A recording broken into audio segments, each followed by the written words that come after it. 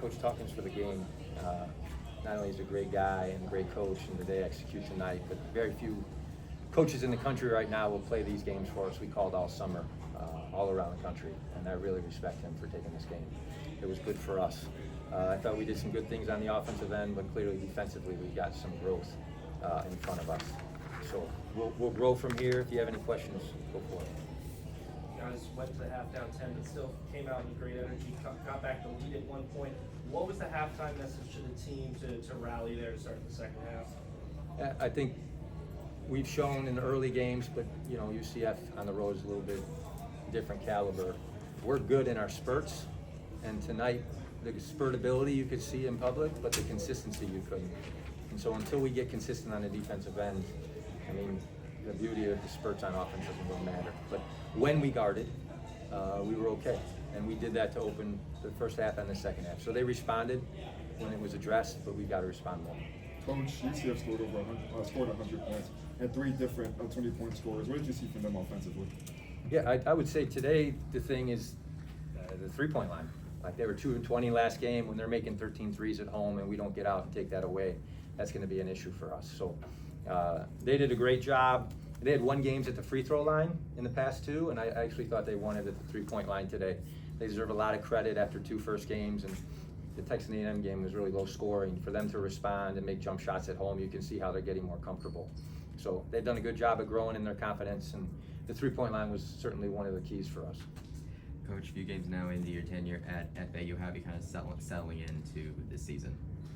I don't know that we settled in much. I mean, we got a neutral, a home, and we got 6 on the road. So we're going to fight on the road to get better.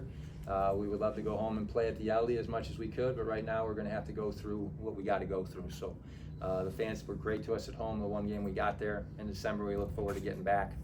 But the settle on in for us is on the defensive end on the road. That's where it needs to happen.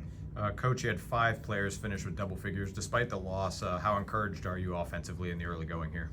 I mean, that's hard to be encouraged right now after playing defense like that. I will say I believe in the kids we recruited. I believe that we have depth.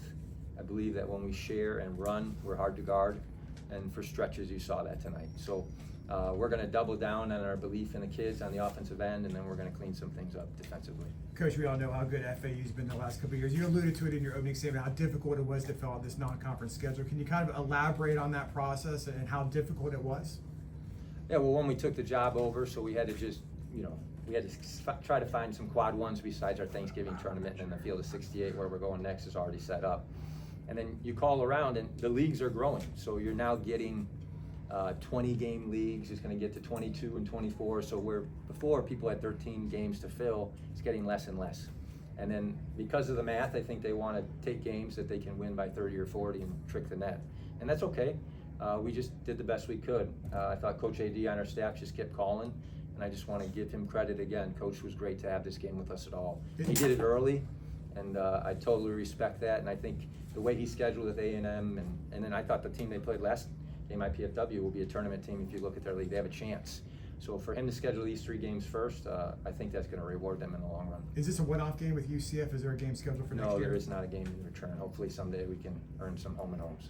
For both of you guys, I know we mentioned the defensive end already. For through 3 games, where would you assess kind of progress and you guys have made on the offensive side of the ball and the chemistry you guys have demonstrated in those games? I think we're just going to have to find our pockets. There's times where the 2-point guards is great. I thought Leland had beautiful moments tonight. There's times where a small ball is good for us, and then there's times I thought really we won the game when the big fella Matas was in the game. We were plus 12, and I thought that was a real mismatch for us. We're going to have to clean up that technical. You know, there was some immaturity there, and that's a 5-point swing after we fix some things. And now we're getting into random lineups that we didn't expect to be in. So no more technicals. We're going to have to be ourselves. And when the big lineup's working, then our big guys got to stay out of foul trouble. And that's part of them maturing. So he's a young kid from overseas. We'll learn from it. He did a lot of great things tonight, but that certainly was a key moment this evening. Leland, what were you seeing out there on the court today that made this UCF guard group so tough to guard? I mean, the way they just reject the ball screens on me a couple times, I seen that. The way they shot the ball, so yeah, we just had to be more disciplined on defense, and we'll be good. Coach, obviously you coached against Johnny Dawkins last year as an assistant. You coached against him today. What does a Johnny Dawkins team play like? I think that they do this. I mean, they did it to Texas Tech last year. They did it to Kansas last year. They played great at home. They've got a plan. And then I think when things don't go well for them, they've got a way of driving the basketball. And he trusts those two guards to get to the free throw line and make plays.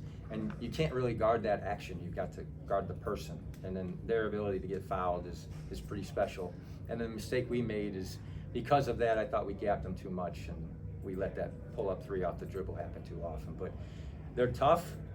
They've got a couple guys that aren't playing right now. We scheduled them in part because we thought it was a quad one game and we needed those. And so we believe that they have nothing but upside. And I think Coach does a great job.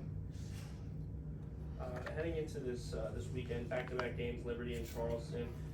What's the hardest part about going on a road trip like this, also staying in Charleston after that? And what do you guys look to adjust in the short amount of time that you have? We're just calling it an NBA road trip. To be honest, I can't tell you what the hardest part about it is because we haven't done it before. I've never been on the road for 14 days straight. These guys have been mature. The way they handle themselves, the sleep, the eat, nutrition, all that kind of stuff will matter. And then as we travel, we've got to be careful with their legs.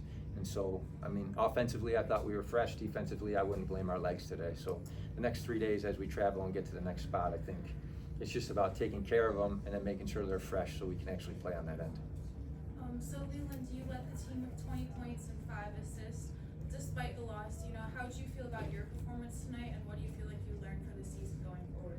I mean, I feel like I learned a lot from the season, but without my teammates, I wouldn't have been able to do what I did today. So that's really it.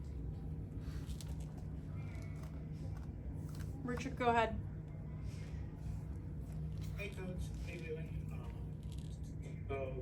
Started with my first question for Coach. Obviously, heading into a tough environment, especially against an in-state opponent. How did you feel the team was managing through the ups and downs, despite the opposing crowd trying to get your head around the course of the game? I was proud of the ups and down thing because clearly we came out on fire, ready to go, and then they hit back. And then we were down 8. We were going to find out a lot about ourselves. I mean, we played a neutral where we were up a bunch, and then we played a game at home where we were up a bunch. So to be in that situation for the first time, they at least showed the ability to get back when things aren't going their way. So we can't overreact. It's really early. Okay, it's really early, and then we've got plenty of time to get better. But they did show the ability 2 or 3 times to fight back after getting in some lows. So I was proud of that. Last question, Richard. Yep. Last question for Leland. Obviously, Leland, you had led the team scoring with 20 points, including 4 triples from downtown. Had a lot of bright moments in the second half. What were you seeing throughout the entirety of the game that allowed you to find your spots and knock down those shots with ease? Just my coaches hyping my head up, just telling me to shoot the ball when I'm open. So yeah, that's really what I seen. I just shot the ball when I was open. Thank you, guys. Thank you. Thanks, guys. Great night.